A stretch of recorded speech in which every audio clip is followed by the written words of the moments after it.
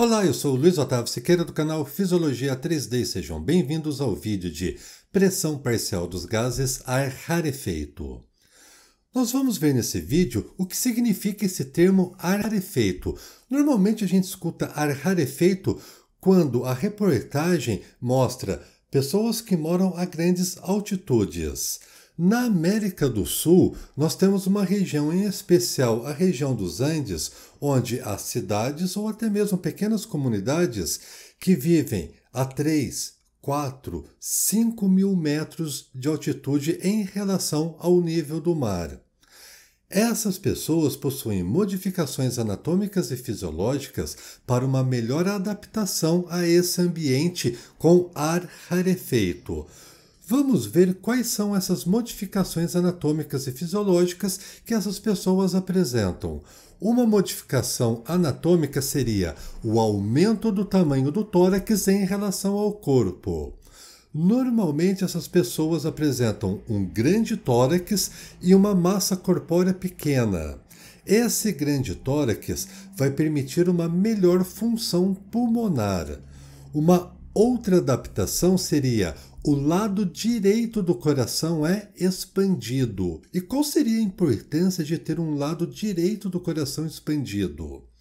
O coração é uma bomba que vai movimentar o sangue por um conjunto de vasos sanguíneos. Sempre o lado direito do coração vai impulsionar o sangue rico em dióxido de carbono do coração em direção aos pulmões. Como essas pessoas apresentam um coração expandido do lado direito, isso significa dizer que a expulsão de sangue, ou seja, a fase de ejeção do sangue do coração em direção aos pulmões, vai ocorrer com mais força, uma vez que o ventrículo direito das pessoas que moram em grandes altitudes é mais espesso, é mais forte.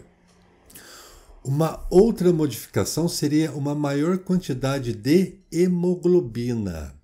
A hemoglobina é uma proteína presente nas hemácias que tem como função transportar gases respiratórios, oxigênio e dióxido de carbono. Essas pessoas possuem uma maior quantidade dessas proteínas. Isto porque, além disso, essas pessoas também apresentam um maior número de hemácias.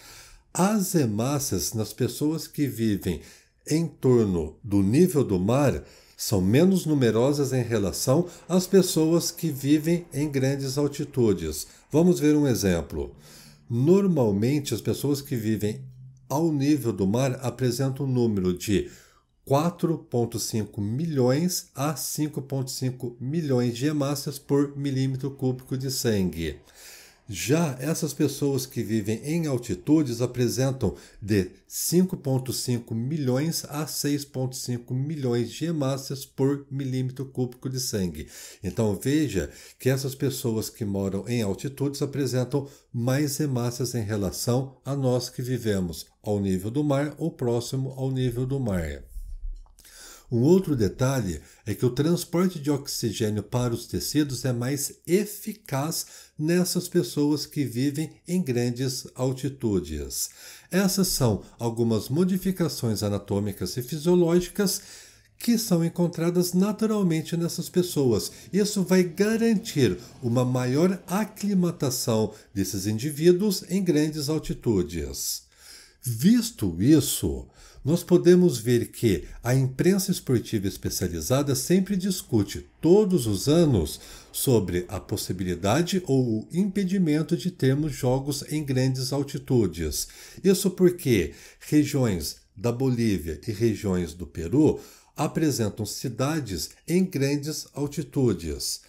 Parte da imprensa esportiva diz: não, precisamos ter jogos nessas regiões uma vez que o time já está localizado nessas cidades, portanto, devemos respeitar o mando de campo. Já uma outra parte da imprensa diz o seguinte: não podemos ter jogos nessas regiões, pois equipes principalmente do Brasil, da Argentina, do Paraguai, do Uruguai, do Chile e outras localidades não estão aclimatadas para jogar em grandes altitudes, e isso pode levar a um prejuízo, pode levar a lesões dos jogadores e também prejudicar a saúde dos membros integrantes dessas equipes. Mas afinal, o que você acha? Deve ou não deve ter jogos em grandes altitudes? Aguenta aí, vamos ver até o final do vídeo e no final você vai deixar a sua opinião caso queira.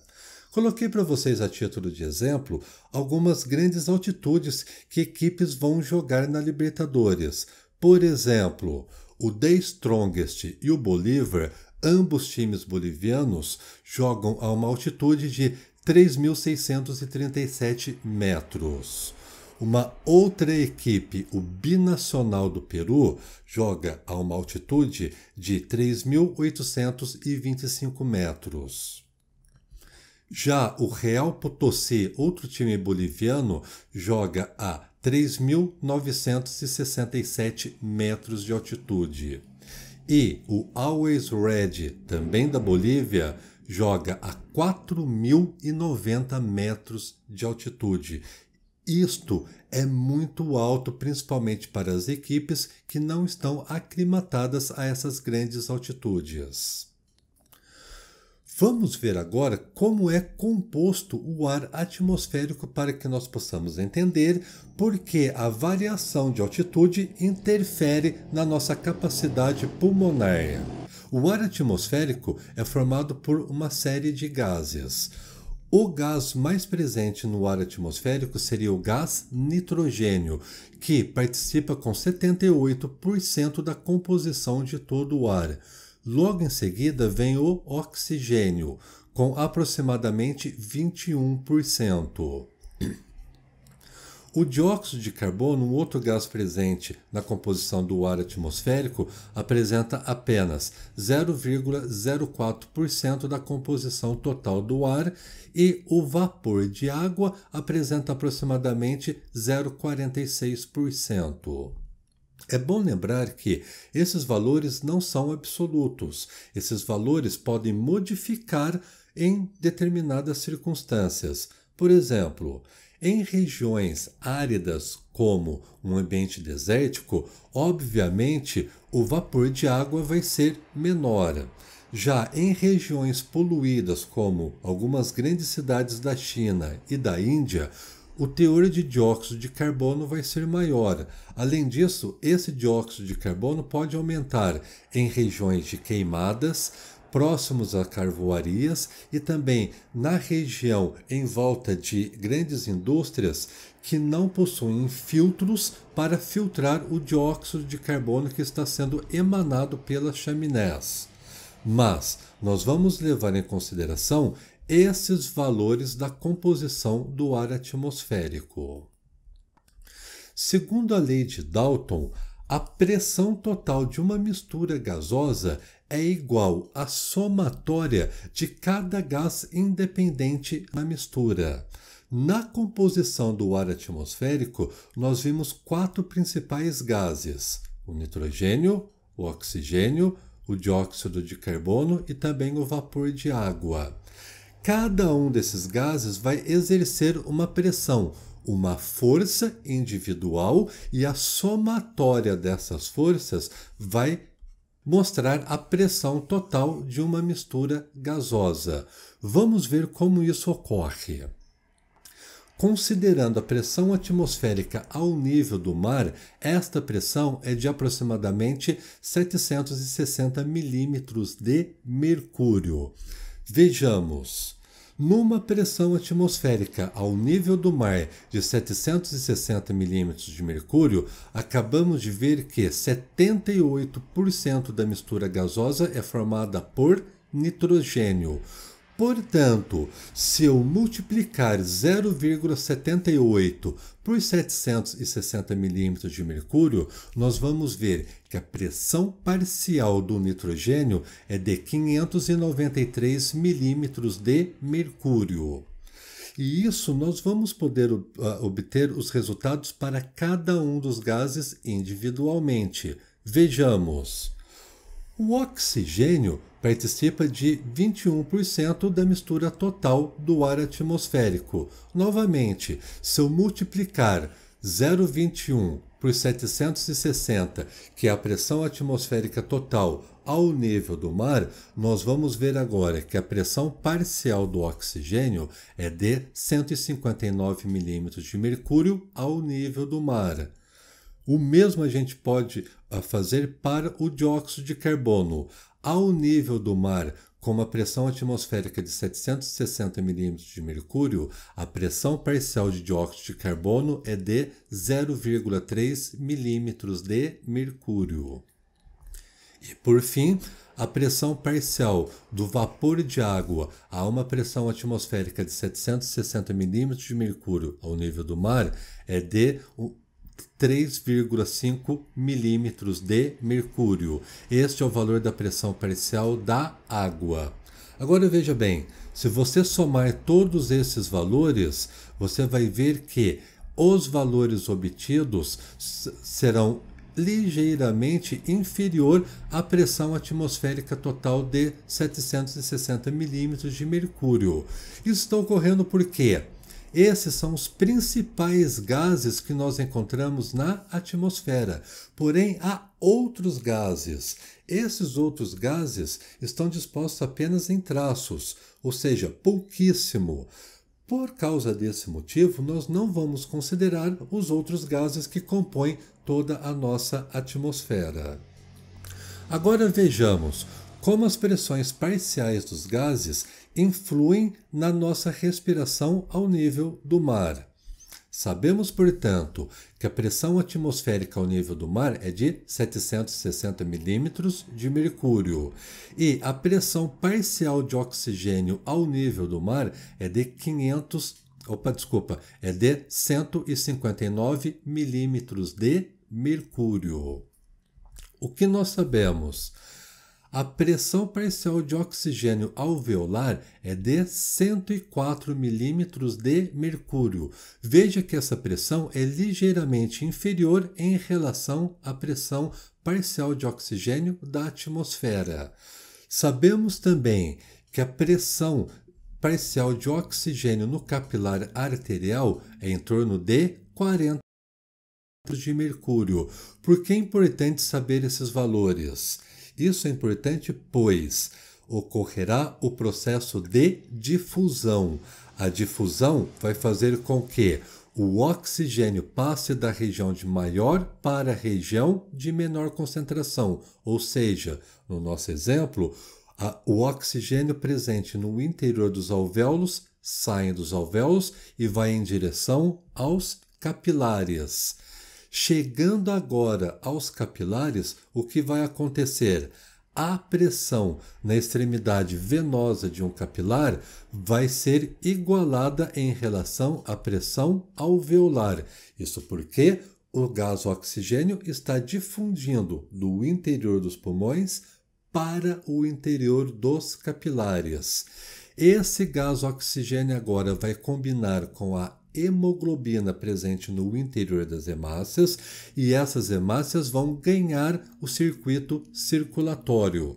Dos pulmões, o sangue agora oxigenado vai passar para átrio esquerdo e ventrículo esquerdo do coração. Do ventrículo esquerdo do coração, o sangue rico em oxigênio vai ser distribuído para o nosso organismo.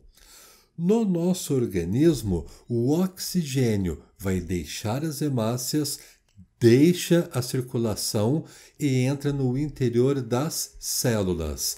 Nas células ocorrerá o processo de respiração celular, onde este oxigênio agora vai ser convertido em ATP, em energia. Isso porque as células possuem uma organela citoplasmática chamada de mitocôndria. A mitocôndria apresenta como função a formação de ATP a partir do oxigênio.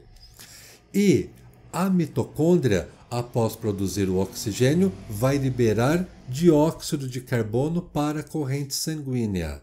Agora, o sangue perdeu o oxigênio que foi consumido pelas hemácias e está liberando o dióxido de carbono das células para a corrente sanguínea.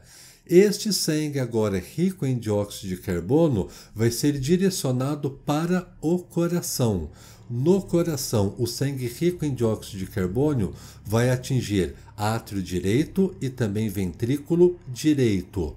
Do ventrículo direito, o sangue rico em dióxido de carbono vai ser transferido para os pulmões. Acontece, a pressão parcial de dióxido de carbono no capilar arterial é em torno de 45 milímetros de mercúrio. Por sua vez, a pressão parcial de dióxido de carbono nos alvéolos pulmonares é de aproximadamente 40 milímetros de mercúrio. O que nós sabemos? O processo de difusão faz com que moléculas passem da região de maior para menor concentração. Nesse nosso exemplo, o dióxido de carbono vai partir do capilar arterial em direção aos alvéolos. E dos alvéolos, o dióxido de carbono vai ser liberado para a atmosfera. Isso está ocorrendo ao nível do mar. Perceba os valores que eu coloquei para vocês das pressões parciais de oxigênio. A pressão parcial de oxigênio ao nível do mar é em torno de 159 milímetros de mercúrio. A pressão parcial de oxigênio alveolar é em torno de 104 milímetros de mercúrio. Por sua vez, a pressão parcial de oxigênio no capilar arterial é em torno de 40 milímetros de mercúrio. Sabemos, quanto maior for a diferença entre a região de maior para a menor pressão, mais rápido vai ser a difusão dos gases. Anotem esses valores, por favor. Pressão parcial de oxigênio alveolar, 104 milímetros de mercúrio. Pressão parcial de oxigênio no capilar arterial, 40 milímetros de mercúrio. E pressão parcial de oxigênio no capilar venoso, 104 milímetros de mercúrio. Anotem esses valores. Vamos ver agora que a pressão atmosférica ao nível do mar é em torno de 760 milímetros de mercúrio. Porém, quando a gente sai do mar, do nível do mar, e vai subindo em direção às montanhas, esta pressão vai diminuindo gradativamente.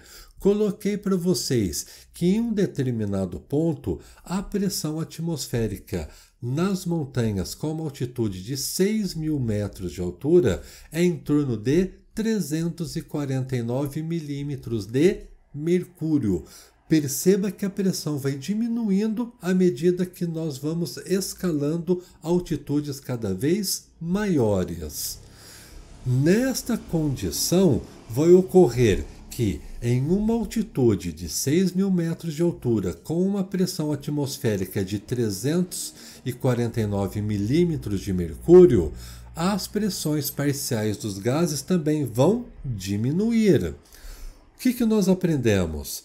A pressão atmosférica é a somatória de cada pressão individual dos gases que compõem o ar atmosférico. Isso nós vimos com a lei de Dalton. Aprendemos que 78% do ar atmosférico é formado por nitrogênio. Agora, se nós multiplicarmos 0,78 por 349, observe, nós vamos obter um valor de pressão parcial do nitrogênio de 272 milímetros de mercúrio. Se nós olharmos a pressão parcial de oxigênio em uma altitude de 349 milímetros de mercúrio, veja o que vai acontecer. A pressão de oxigênio vai ser de apenas 73 milímetros de mercúrio. Já a pressão parcial de dióxido de carbono em 349 milímetros de mercúrio, a uma altitude de 6.000 metros, vai ser de 0,14 milímetros de mercúrio. e o vapor de água a uma altitude de 6.000 metros com uma pressão de 349 milímetros de mercúrio apresenta uma pressão parcial de 1,6 milímetros de mercúrio. Veja que esses valores de pressão parcial está indicando uma pressão parcial a uma altitude de 6.000 metros de altura, onde nessa altitude a pressão atmosférica é de 349 milímetros de mercúrio. Porém, conforme eu disse para vocês, a pressão vai diminuindo à medida que nós vamos saindo do nível do mar e vamos subindo. Vamos ver uma tabelinha que eu coloquei para vocês para ver o efeito da altitude sobre a pressão parcial do oxigênio. Numa altitude de 0 metros, ou seja, ao nível do mar, e com uma pressão atmosférica de 700 mercúrio, a pressão parcial de oxigênio é de 159 milímetros de mercúrio. Já em uma altitude de 1.830 metros, a pressão atmosférica vai decair para 609 milímetros de mercúrio, consequentemente, a pressão parcial de oxigênio também vai decair. Nessa altitude, a pressão parcial de oxigênio é de 127 milímetros de mercúrio. Já em uma altitude de 3.050 metros, a pressão atmosférica é em torno de 523 milímetros de mercúrio, já a pressão parcial de oxigênio vai para 109 milímetros de mercúrio. Em uma altitude de 6.000 metros, acabamos de ver, a pressão atmosférica é de 349 milímetros de mercúrio e a pressão parcial de oxigênio 73 milímetros de mercúrio. Numa altitude de 9.150 metros, a pressão atmosférica é de 225 milímetros de mercúrio. Já a pressão parcial de oxigênio é de apenas 47 milímetros de mercúrio. Então perceba com essa tabelinha, à medida que nós vamos passando para altitudes cada vez maiores, a pressão atmosférica vai gradativamente diminuindo e, consequentemente, diminui a pressão parcial de oxigênio. Isso é o que as pessoas, os leigos, chamam de ar rarefeito. O ar rarefeito nada mais é do que a diminuição da pressão parcial do oxigênio. E isso está ocorrendo, pois, à medida que nós vamos saindo do nível do mar e vamos subindo altitudes cada vez maiores, a pressão atmosférica vai diminuindo gradativamente, consequentemente diminui a pressão parcial de oxigênio. Vamos ver o que ocorre a 6.000 metros de altitude, conforme nós vimos no slide anterior. A 6.000 metros de altitude, a pressão atmosférica é de 349 milímetros de mercúrio. Já a pressão parcial de oxigênio é de 73 milímetros de mercúrio. O que ocorre nessa condição? Veja só, gente. A pressão parcial de oxigênio alveolar é de apenas 40 milímetros de mercúrio. Já a pressão parcial de oxigênio no capilar arterial é de 35 milímetros de mercúrio. O que nós sabemos? O oxigênio vai sair da região de maior para a região de menor pressão, ou seja, o oxigênio vai sair dos alvéolos pulmonares e vai em direção aos capilares. Porém, gente, a diferença entre a pressão parcial de oxigênio no alvéolo e em um capilar é extremamente pequena. Isso vai fazer com que essa difusão também seja lentificada. Mas, chegando o oxigênio nos capilares, esse oxigênio vai combinar com a hemoglobina. A hemoglobina vai ser transportada pela corrente sanguínea para átrio esquerdo e ventrículo esquerdo do coração. Do ventrículo esquerdo, o sangue oxigenado vai passar para todas as células do corpo. O oxigênio vai ser consumido pela mitocôndria no processo da respiração celular, forma ATP e a mitocôndria vai liberar dióxido de carbono. Esse dióxido de carbono sai das células, ganha corrente sanguínea e da corrente sanguínea vai para átrio direito e também para o ventrículo direito do coração. Do ventrículo direito do coração, o sangue vai ser impulsionado para os pulmões. O sangue, agora rico em dióxido de carbono, com uma pressão parcial de dióxido de carbono em torno de 45 milímetros de mercúrio, possui uma pressão parcial maior do que a pressão alveolar. Isso vai indicar que, por meio da difusão, o dióxido de carbono sai dos capilares, vai para o interior dos alvéolos pulmonares e dos alvéolos vai ser liberado novamente para a atmosfera. Mas veja o que está acontecendo nessa grande altitude. A pressão parcial de oxigênio no alvéolo pulmonar é muito inferior em relação à pressão parcial de oxigênio no alvéolo pulmonar que nós vimos ao nível do mar. Lembra que eu pedi para vocês anotarem aquele valor? A pressão parcial de oxigênio no alvéolo ao nível do mar é de 159 milímetros de mercúrio. O que vai acontecer com essa alta pressão? Isso vai impulsionar o oxigênio dos pulmões para os capilares com uma velocidade muito grande. Agora, no nosso exemplo, vai ocorrer também a difusão, só que essa difusão vai ser mais lenta. E essa baixa velocidade da difusão é que leva ao mal das montanhas. O mal das montanhas é aquela sensação que as pessoas que não estão aclimatadas a grandes altitudes sentem ao chegar a essas regiões onde as cidades estão localizadas a 3, 4, 5 mil metros de altitude.